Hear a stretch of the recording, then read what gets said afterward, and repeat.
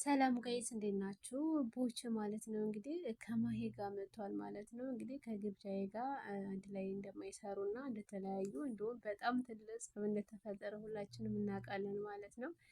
ለዛም ነው እንግዲህ ማሄን ከማሄ ጋር በቲክቶክም ኢንስታግራም ላይ ብቻ በተለያዩ ሚዲያዎች ላይ አብረው እየሰሩ ይገኛሉ ማለት ነው። እና የፍቅረኛሞች ፎቶ ነው የሚዘወረው ማለት ነው። እንግዲህ ቦቼ ፕራንክ ነው ያደረጋት። ግን እኛ ማለት ነው እንደው እኔ ግርም የሚለኝ ማሽቃበጥ ስንወድ ማለት ነው። ቦቼና ግብዣዬ ሲገናኙ ማለት ነው የሌለ ነበር ቲክቶክ ሁሉ የቀወጠው ማለት ነው እስከ ዩቲዩብ ድረስ እና ማሽቃበጥ ነው የምንወደው ማለት ነው። እና አንድ ነገር ይዘን መዝለቅ አንችልም እና በጣም ነው የሚገርመው። እና አሁን የኛ ቀሚስ ለባሽ አቤት እርጋታ፣ አቤት ምን። በነገራችን ላይ ግብዣዬንም እንደዚህ ስትሏት ነበረ። ያው ግብዣዬ የታወቀኝ ናት፣ ትንሽ የቀበጠኝ ናት፣ ትቀብጣለች። እኔም ብያታለሁ። ግን በዚህ ልክ ግን እንዴት ነው ማስመሰል የሚቻለው ነው የምለው እኔ ግር የሚለኝ። አሁንም ቦቼ ፍቅረኛው እንዳልሆነ ተናግረዋል ሁላቸውም። ግን በቃ እኛ ፍቅረኛሞች ልናደርጋቸው ነው በግድ ማለት ነው። እና ከማሄ ጋር ራሱ ከሌላ ሴት ጋር ደግሞ ሲመጣ እንደዚህ ነው በቃ። እና ለምንድን ነው የምታሽቃብጡት? ለምን እንትን አትናገሩ እንዴ? ምንድነው ነገሩ? ቆይ በዚህ ልክ ማሽቃበጥ አይደብርም? በእርግጥ በጣም ደስ ትላለች። እኔም በጣም ነው የምወዳት ማሄን፣ አድናቂዋ ነኝ። ፊልሞቿ ምናምን ይመቹኛል። ግን እኔ እንደናንተ አላሽቃብጥም ማለት ነው።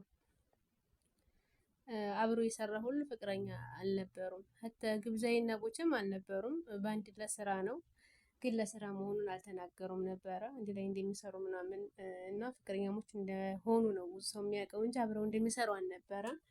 ማሄ ግን እውነቱን ለመናገር አብራ እንደሚሰራ በስራ ብቻ እንደሚገናኙ አሳውቃለች ማለት ነው። ነገ ጧት ቢጣሉ ምንም ነገር እንዳትባል ያው ለሷ ይረዳታል ማለት ነው። እና ግብዣዬም እንደዛ ማድረግ ነበረባት። ነገር ግን በቃ ያጋጥማል።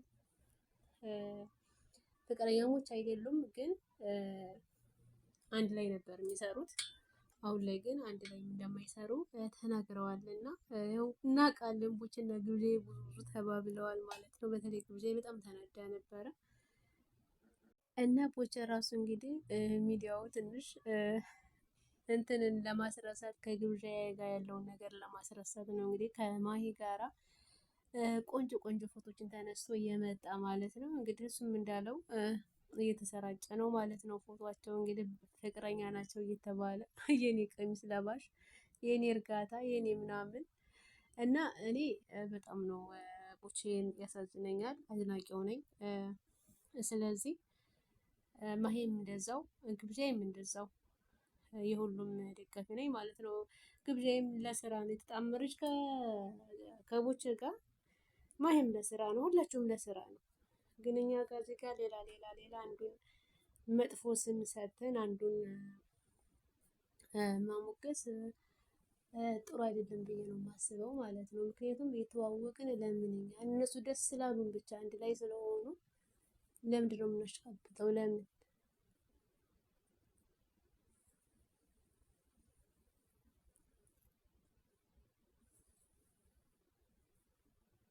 እና ውዶችዬ ማለት ነው። ለዚህ ቻናል አዲስ ካላችሁ ሰብስክራይብ፣ ላይክ፣ ሼር እያደረጋችሁ አበረታቱኝ እና አታሽቃብጡ ለማለት ነው።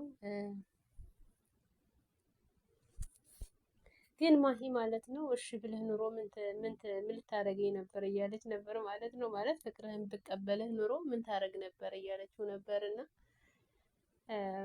እንግዲህ ቦቼ ሲደናገጥ ነበረ። ቦቼ በነገራችን ላይ ማለት ነው በቃ አለ አይደለም ስራና ስራ ብቻ ነው የሚፈልገው። በዚህ ሰዓት ፍቅረኛ እንዲኖረው አይፈልግም፣ ሚስት እንዲኖረው አይፈልግም። በቃ ስለዚህ ለዛ ነው ማለት ነው። ደግሞ ማሄ ትንሽ አበዛችው ምናምን አለ አይደለ በቃ አትንኩኝ ምናምን አለች።